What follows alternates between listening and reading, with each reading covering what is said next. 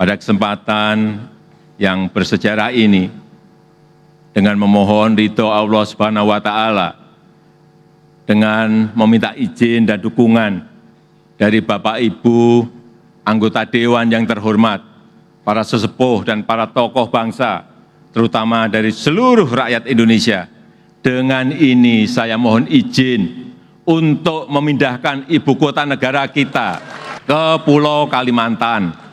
Ibu kota yang bukan hanya simbol identitas bangsa, tetapi juga representasi kemajuan bangsa. Saya tuh lihat-lihat di YouTube ya Pak, ternyata di IKN, Ibu Kota Nusantara itu, banyak banget wisata domestik hadir ke sana. Ada yang naik bis, naik mobil pribadi, rombongan. Nggak ada yang sendirian tuh kayaknya nggak ada Pak. Minimal 5 orang, sampai 15 orang, 20 orang, 30 orang. Itu kok bisa tiba-tiba masyarakat ingin melihat IKN itu kira-kira mau ngapain gitu lah, orang masih pembangunan gitu loh Pak. Itu dia. Jadi kan itu sebenarnya curiosity Pak. Curiosity, keingintahuan. Keingintahuan masyarakat. Karena kan beberapa waktu yang lalu tahun 2022 Pak Jokowi secara resmi sudah mengumandangkan minta izin ke rakyat Indonesia melalui DPR. Beliau menyatakan itu kan rakyat melihat nih Pak. Ya. Terus berjalan waktu selama kurang lebih 2,5 tahun. 2,5 tahun. Mungkin sepanjang tahun 2023 pun sudah banyak wisatawan. Udah banyak ya? Iya. Apalagi terakhir kita lihat bahwa sampai 2024 akhir Desember kemarin bahwa proses pembangunannya sudah mencapai 97% Pak. Itu proses pembangunan tahap pertama? Tahap pertama. Itu kan 97%. 97%. Hebat juga ya, dong. artinya kan pemerintah itu nggak main-main di situ kan? Iya. Pemerintah sangat menjaga komitmennya. Serius lah Pak. Serius berarti kan? Upaya yang serius ya pemerintah. Karena waktu itu digaungkan kan banyak tarik ulur nih Pak, pro kontra. Betul. Bahkan ada beberapa orang atau partai yang memanfaatkan ini menjadi jualan politiknya, ya kan? Untuk menentang program pemerintah ini, ya kan? Yang apalagi yang anti-anti kepada Pak Jokowi itu ya. Jokowi. Ya, kita berpikir sebagai manusia Indonesia wajar-wajar aja. Wajar. Ya. Namanya era demokrasi itu ada yang pro dan ada yang kontra. Gitu, ya kan? Iya. Dengan segala alasannya. Betul. Ya kan? Memang beberapa alasan yang mereka umumkan ada yang masuk di akal, ada yang kira-kira kelihatan pesimis, iya ya sih kan? Pak, ya kan? nggak percaya, ngapain sih pindah ke ibu kota dari Jakarta yang udah bagus ini, kira-kira gitu kan?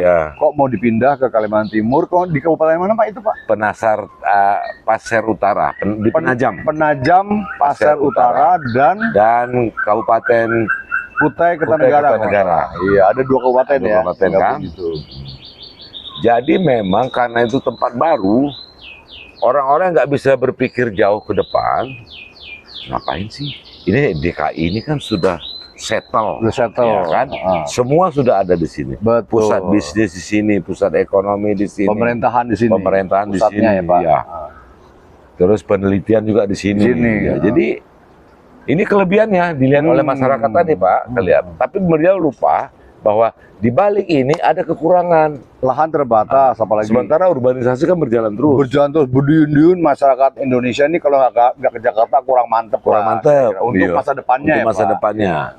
Oke lah, itu bagus. Tapi apakah ini bisa bertahan sampai 30 tahun ke depan misalnya? Nah, oleh pemerintah sudah melihat ini Pak, bahwa DKI yang saat ini sudah, apalagi kita lihat dari topologinya Pak. Iya. Tanah di DKI itu dari tahun 2017 sampai 2024 dan 2010, 2017, 2024 sudah turun kira-kira setahun berapa senti gitu? 5,5 senti Pak. Setahun? Setahun. Bahaya kan Pak? Iya. Jadi sudah terjadi rob, air laut masuk ke darat. Ya, pernah istana masukkan air. Banjir. Karena hujan. Sebuah ibu kota negara tenggelam oleh rob. Emang banyak juga negara-negara lain yang ibu kotanya kebanjiran juga bisa, pernah, hujan deras, sebagainya. Gitu, artinya kan itu kalau dia nggak punya pilihan. Iya betul. Lahannya terbatas. Betul. Kita kan punya pilihan. Banyak. Lahannya Indonesia ini luas betul. Dari Sabang sampai Merauke itu Pak. Ya. Tinggal punya keberanian nggak? Iya betul. Memang untuk pindah itu Pak punya keberanian dan tekad. Secara lingkungan Jakarta itu sudah tidak layak Pak. Dari lingkungan sudah pencemaran udara, ya. Kemudian kemacetan lalu lintas yang nggak bisa diatasi. Itu luar biasa emang. Luar Hari-hari biasa. tertentu tuh sampai stuck, berhenti Nggak bisa mobil. jalan, ya kan. Kemudian kalau hujan pasti banjir, nggak bisa diatasi juga. Nah, jadi kejadian-kejadian ini kan berulang, Pak. Iya, iya. Setiap tahun. Setiap tahun berulang. Kemacetan tambah parah Tambah kayaknya. parah, nggak Iya. ada solusinya. Diberlakukan ganjil genap, Ya. macet, Ya. ada Trans Jakarta, Jakarta. masih belum Iya, memenuhi. semua Ada paket fasilitas. kereta api loh Pak. Betul. Tapi Iya. ternyata kemacetan lalu lintas masih terjadi, Masih terjadi. hampir setiap hari kerja, Betul. utama hari kerja betul. Jadi Pemda DKI bolak-balik ganti kebijakan untuk mengatasinya. Upaya-upaya memang, misalnya persoalan 100%. Kalau dibangun moda transportasi tertentu teratasi 1%. Nanti setelah itu kambuh lagi, gitu loh Pak, banjir. Belum lagi ada ancaman megatrust. Megatrust itu kalau nggak salah semacam gempa ya. Gempa, Semacam gempa yang gede banget Gede kira-kira. banget. Kalau nggak salah Jakarta ini terancam menurut ahli-ahli apa itu namanya? biologi, Geofisika itu Geofisika ya. meteorologi geofisika Ya. itu bisa terancam gempa paling enggak 8,5 skala Richter loh. Betul. Wow, itu serem banget itu Pak. dia. Serem itu kalau terjadi betul. Oh, ngeri banget, Pak. Saya nggak bisa ngebayangin tuh. Itu kalau terjadi gempa karena lempengan kan, pergeseran lempengan. Betul. Itu kan kita di daerah Ring of Fire kan. Nah, kalau kita posisinya kan Kalimantan paling aman. Paling aman Kalimantan Iya kan? memang. Tidak dilewati Ring of Fire. Ring of Fire Iya, tadi, ya. betul. Belum lagi di Selat Sunda itu ada Gunung Krakatau. Gunung Krakatau. Itu sewaktu-waktu kan bisa meletus. Kalau nggak salah, saya pernah baca di mass media juga, patahan di Jakarta itu, tahu nggak di mana Pak? Di mana? Diduga di daerah Ciputat. Tuh, coba. Ciputat Jakarta Selatan. Ciputat Selatan. Penduduk Jakarta itu Pak, pada siang hari beda dengan malam hari. Jumlahnya ya. Kalau siang hari bisa kurang lebih 15 juta. Waduh. Kalau malam hari Ya. 12 juta. Kenapa begitu? Kenapa? Orang pulang, orang kerja di Jakarta, pulang ke Bekasi, pulang ke Depok, pulang ke Bogor, ke Ya. Tangerang, gitu. Karena selama siang hari itu aktivitas ekonomi terjadi di Jakarta. Ya, karena aktivitas ekonomi, kegiatan ekonomi kan terjadi siang-siang. Siang-siang. Ada juga yang malam, Ada, tapi ya. nggak begitu banyak. Ya. Kenapa orang keberatan dipindahkan ibu kota dari Jakarta ke Kabupaten Penajam Pasir Utara dan Kabupaten Kutai Kertanegara? Pertama, mereka sudah nyaman di Jakarta. Ini kan orang-orang yang berteriak tidak setuju, biasanya Iya, dia sudah masuk ke zona nyaman. zona nyaman. Tanpa memikirkan generasi berikut, Nah, Pak. bener. Iya kan? Bener. Zaman untuk dia. 50 tahun ke depan apa nyaman tuh anak cucu? Betul. Nggak berpikir sampai ke sana, Pak. Betul ya. Apalagi yang saya sayangkan tuh sampai ini dijadikan jualan dia untuk kampanye. Memang ibu kota merupakan lambang, Lambang ya. lambang pemerintahan. Jadi dia juga merupakan status sebuah negara, Oh. ibu kota negara itu. Iya. Memang dari satu sisi kelihatannya Jakarta mewakili itu semua, Pak. Apalagi ada historisnya. Iya. Jakarta merupakan kota di mana proklamasi dikumandangkan. Benar. Ya kan? Oke lah, di situ kita setuju memang. Tapi apakah itu menjadikan kita harus tetap di Jakarta? Kan? Ya itu dia. Kita kan harus berpikir jauh ke depan. Ya. Ibu kota negara itu harus berkelanjutan. Berkelanjutan. Ya. Sepanjang ada negara itu, ya ibu kota itu harus bisa ada di situ. Dalam waktu yang lama. Lama. Bisa Ya. 100, 200, 300 tahun Ya. gitu Pak ya. Kalau bisa selama-lamanya, sepanjang bisa menampung, Pak. Oh iya. Betul. Tapi ini kan kelihatan Jakarta udah nggak bisa menampung Nggak bisa lagi. menampung. Ya. Problemnya udah luar biasa berat. Pemerintah ini sudah menyiapkan beberapa hal belum Pak supaya nggak kacau Oh gitu loh. pasti Pak, ini Pasti, pemerintah sudah mempersiapkan begitu lama. Tapi kan yang dipersiapkan pemerintah kan nggak setiap hari lapor ke rakyat. Oh iya, Iya kan? betul. Nah, makanya pada waktu Pak Jokowi tadi meminta izin Iya. ke rakyat melalui DPR, habis itulah dia utarakan, dia sebutkan semuanya bahwa Jakarta itu sudah tidak layak. Bukan karena keinginan pribadi dia saja, Iya. ini untuk kepentingan rakyat Indonesia, Pak. Kepentingan Indonesia ke depan. Ke depan, betul ya. Kalau kepentingan Indonesia ke depan, kota yang akan dibangun ini kan sekarang kota-kota dunia ini Pak, ada yang istilahnya kota hijau, Betul, ya. green city, Betul. kota hijau. Ya. Itu artinya bebas polusi, maksudnya polusinya rendah sekali. Ya. Kemudian dibangun secara bagus sehingga tidak ada tiang listrik yang Gelantungan. berdiri di mana-mana, Ya. kabel-kabel kemana-mana. Jadi Betul. semua kan mesti dibuat digorong-gorong kali Pak ya. Ya, di bawah Ada tanah semua. Saluran gas, Ya. saluran pam, Ya. pipa pam maksudnya, kemudian kabel-kabel untuk penerangan kota dan sebagainya itu nggak akan kelihatan kali Pak. Betul, Ya? Jalannya lebar-lebar Iya, juga. jalan lebar. Dong, konon kabarnya di ibu kota Nusantara IKN itu mobil yang berjalan nanti diharuskan atau dihimbau menggunakan mobil listrik Oh iya. supaya nggak ada polusi. Itu gitu dia. loh, Pak. Iya. Jadi memang udah dipersiapkan demikian rupa Pak ya. Jadi untuk memang kalau ibu kota yang dipersiapkan untuk masa depan, Betul, ya kan? betul.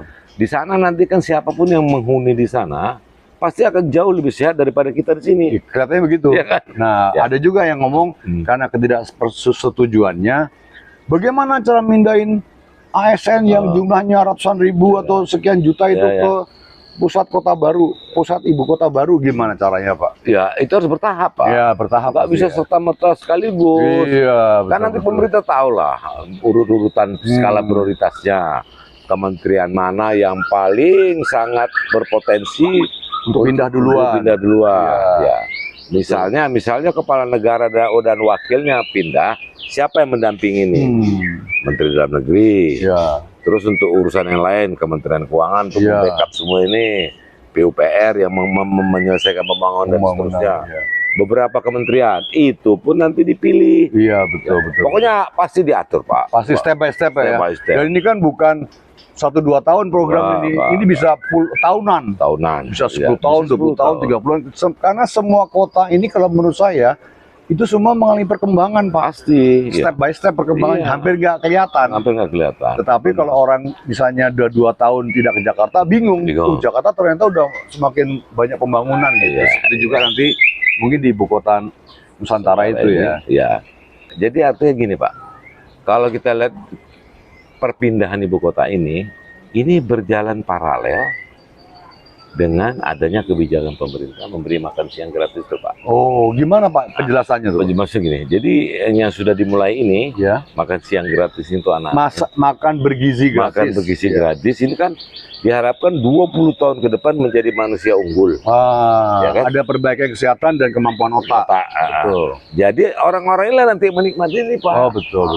Jadi kalau dengan ibu kota negara yang sudah futuristik, yang mendiami ini orang masih seperti kita, Old school. old school, nggak sanggup. Iya. Yang udah dipersiapkan ini. Dipersiapkan buat generasi muda ya. Untuk generasi berikutnya. Iya.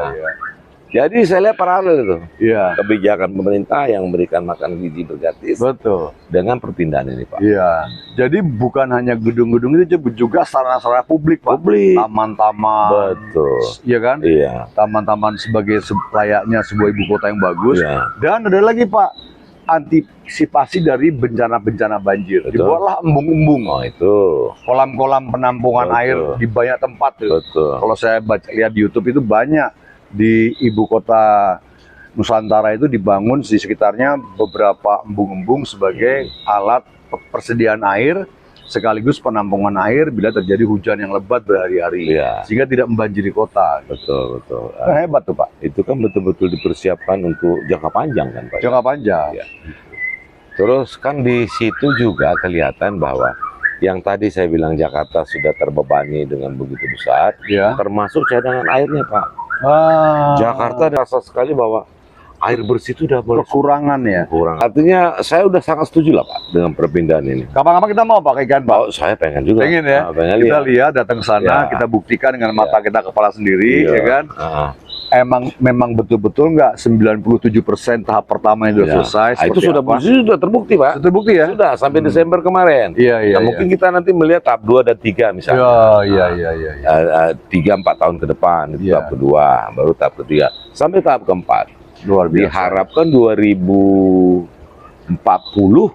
5 Indonesia emas itu. emas itu sudah jadi Iya. Pak, sudah running Sudah now. bukan jadi, sudah bisa ditinggali dengan proper. Dengan layak. Ya mudah-mudahan sih pembangunan IKN yang sebagian dibiayai sama PBN, investasi Asing. dalam negeri maupun asing, Ya. ya Pak ya, swasta dalam negeri maupun swasta asing, mungkin juga pinjaman dari government lain. Ada. Ya ada kan Pak Ya. ya, bahwa sebuah negara memindahkan ibu kota dari satu tempat ke tempat lain, itu adalah hal yang wajar, Ya. sesuai dengan kebutuhan ke depan bangsa dan negara serta rakyatnya semua. Betul Iya. nggak Pak? Setuju Pak. Keren. Betul, betul, oke. Nanti kita ke sana Pak ya? Ya, kita lihat deh. Bener nih Pak, serius Pak? Serius, Pak, Iya, serius. ke sana ya kita ya. Oke. Di Bapak Presiden Prabowo Subianto sudah menyampaikan dan menegaskan bahwa sudah di-approve anggaran untuk kelanjutan pembangunan IKN itu 48,8 triliun rupiah. Kami ditugasi untuk menyelesaikan ekosistem yudikatif, jadi kantor-kantor dan huniannya, juga ekosistem legislatif, jadi kantor-kantor dan huniannya. Untuk yudikatif dan legislatif, dulu sudah pernah ada desain dari Kementerian PUPR, basic desainnya, beliau minta direview lagi.